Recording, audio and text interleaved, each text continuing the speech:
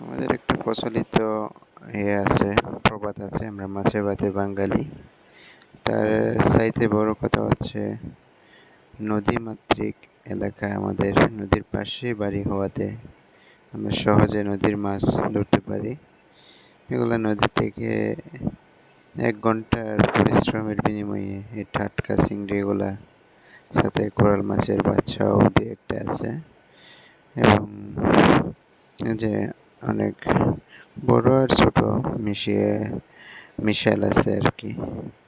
উভয় ধরনের চিংড়ি একদম টাটকা, ফ্রেশ।